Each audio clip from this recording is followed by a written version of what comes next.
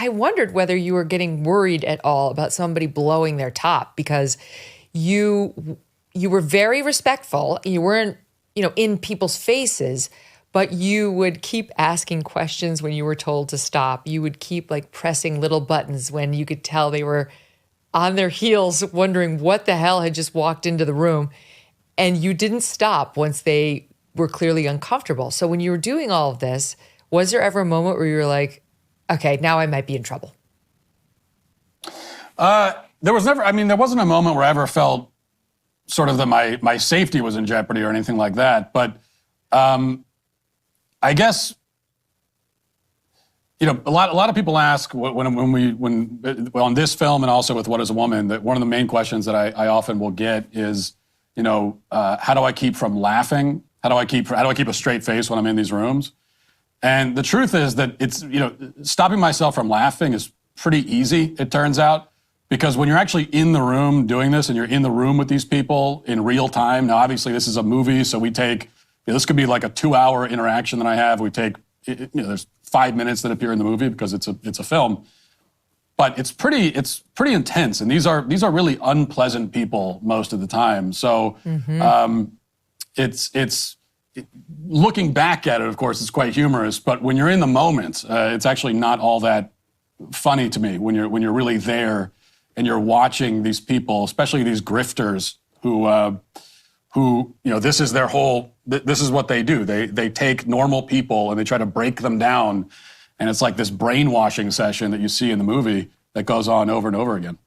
Yes, this is, it takes almost all of the things we've heard about the craziest DEI pushers and puts them together in one movie so you can see this is real life. These people exist. They've been doing this. They are doing this right now. They hate America, and they really don't much like white people, and they would like all of us to feel the same. So of all people to infiltrate their spaces, Matt Walsh gets in there, and he finds out soon into this film, Matt Walsh is not going to be able to do this as Matt Walsh. He's too well known at this point. People are on to him, and that brings me to one of the scenes that has been released and that's in the trailer. This is Matt after he had attended a white privilege grief workshop, and he gets up to leave the room for a moment, and he comes back and realizes they've figured it out. Here's a bit in SOT 32. I did everything I could to fit in. I opened up. I was raw and emotional. I told them about my black friends. It was no use. They rejected me, and they called the police. My mere presence in the room caused them pain. I'll never be accepted if I look like this. If they know that I'm Matt Walsh, I'll always be an outsider. I need to go deeper undercover, a whole new identity. If I want to be an ally, I need to look like one. Like someone who is progressive, tolerant, enlightened. Let me think. Have I ever met anyone like that? Ah, yes. Yes, I have. What is a woman?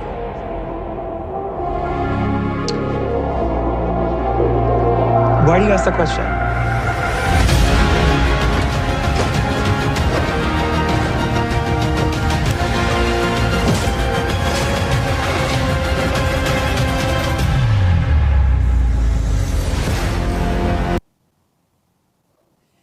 To the listening audience, that's Matt getting dressed up just like you described the look you were going for there. Yeah, that's the thing. One thing I recognize about this film, and many people have pointed out just based on the trailer, is that it's not the most convincing disguise in the world. It's not like, this is not exactly a CIA level operation where I'm going in and facial prosthetics and, a fat suit or something. We talked about doing that maybe. We talked about when we first started making the film, what should I do to change my appearance? Of course, the idea of me shaving my beard was floated, which that's off the table immediately. Other kind of things you could do. And we didn't do any of that. It's just a wig and, and a bun. And a man bun, right? Skinnier jeans than I would normally wear. And, white shoes is like, that's the whole thing. And then the question is, well, how did that fool anybody, given that everything's still the same, you still sound like yourself? And I think one of the answers to that is that for a lot of these people, they live in such a bubble. You know, they live in this bubble. They never really encounter in their everyday life anyone who disagrees with them. They never intentionally put themselves in a room with anyone who would ever challenge them. Robin DiAngelo appears later in the film, and it's amazing. Which you could see in the trailer.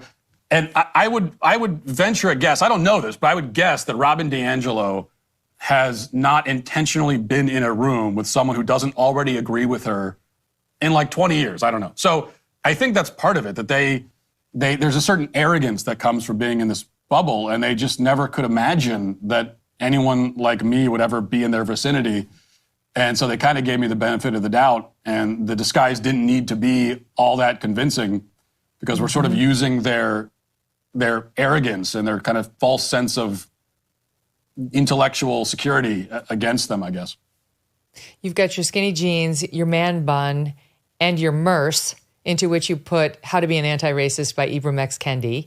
And when I saw it, I have to say, I really thought your inspo might have been a character from a different Daily Wire production, Mr. Bircham, in which I play Adam Carolla's wife. He's Mr. Bircham. And it's the school DEI policeman named Mr. Carponzi. Here he is.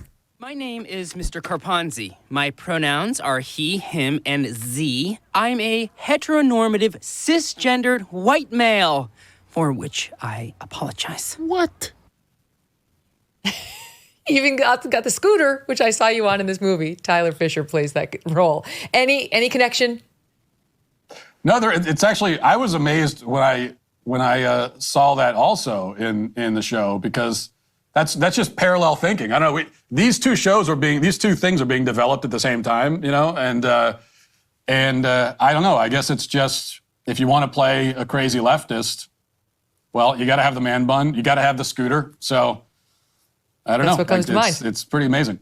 Yeah. Okay, so in the movie, and I won't give away all the spoilers because it's fun to watch it unfold and realize how you threaded the needle, but you go, quote, undercover, and you are on a mission to figure out this DEI world.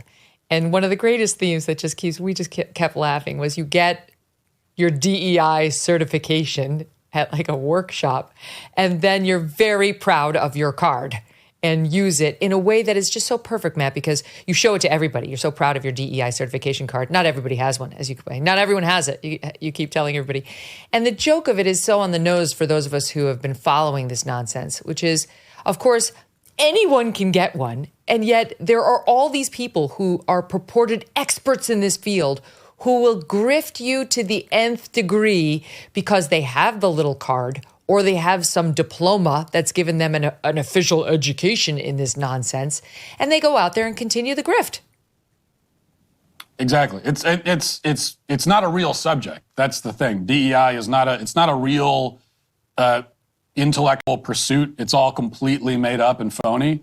And so being an expert in that is just being an expert in nonsense. Anyone can do it.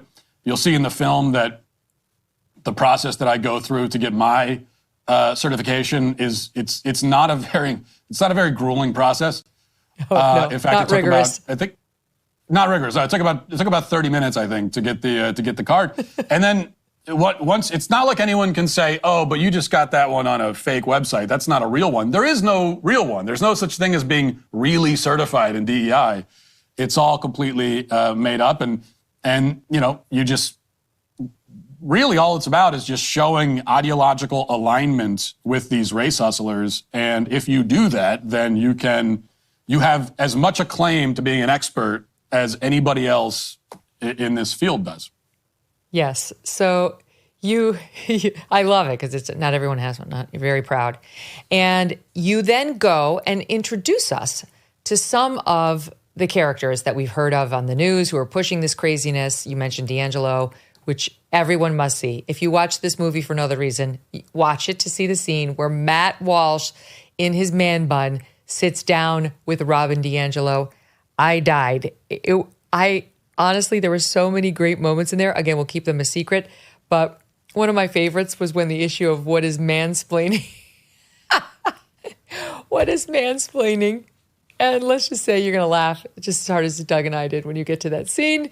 But you did meet a different person who I'd never heard of before named Kate Slater. So before I run this clip, tell us, who is Kate Slater? Well, she's one of these, she's an anti-racist educator. She is very proud of innovating something, I believe, if I remember correctly, it's called the anti-racist roadmap, I think. And so she's the first person we talked to in the film, and that's why you see in the movie I'm not in the whole costume when I talk to her, because we wanted to start the movie by just, well, she has a roadmap. We want to talk to someone who can kind of, I'm just starting out, introduce me to the basics of what this stuff is and tell me where to go next. And, you know, you'll see in that interaction, she sort of lays out a map for me and tells me, here's what you need to do, here's where you go next, here's what you should be doing. And we set out to put that into practice in the film. Yeah, you did it. But you clashed a bit, not really, but clashed. You highlighted an issue that actually someone I know actually had in their life. They're not woke, but they were getting shamed for this Halloween costume because it's a white family. So you raised this. Let's watch SOT 31 with Kate Slater. My daughter's 4 years old. I am an anti-racist educator, quote unquote. She's still watching Disney movies and she is choosing a white princess over princesses of color. Have you talked to her about that? All the time. My 3-year-old daughter is her favorite princess is Moana. Love it. It's a good sign. Yeah. But then I also thought, you know, there's a little bit of cultural appropriation here. She wants to be Moana for Halloween. Mm-hmm. So how do we navigate that? Do I go and buy the Pacific Islander native attire for my white 3-year-old? I wouldn't. I wouldn't. But I guess what we might call the Moana problem here is what, on one hand, there's cultural appropriation. On the other hand, there's gravitating towards white characters. Right. So it's almost like no matter which way you go, you Right. end up back in racism. We think every space belongs to us because we live in a white supremacist society. Is America an inherently racist country? I think the word inherent is challenging there. If we say Fundamentally. fundamentally, yes. America is racist to its bones. All of the... So inherently. Yeah. If you're tired of the same old coffee from those mega corporations pushing their woke agendas, listen up. It's time to take a stand and support a brand that truly embodies American values, Blackout Coffee. These guys stand with hardworking Americans who believe in family, faith, and freedom. They roast some of the most incredible coffee you will ever taste using only premium grade beans, roasted, and then shipped to you within 48 hours. And for the cold brew fans, Blackout Coffee is excited to announce the launch of their 2 new ready-to-drink cold brew coffee latte options. Don't settle for less. Make the switch to Blackout Coffee. Head on over to blackoutcoffee.com/MK or just use the code MK when you're checking out for 20% off your first order.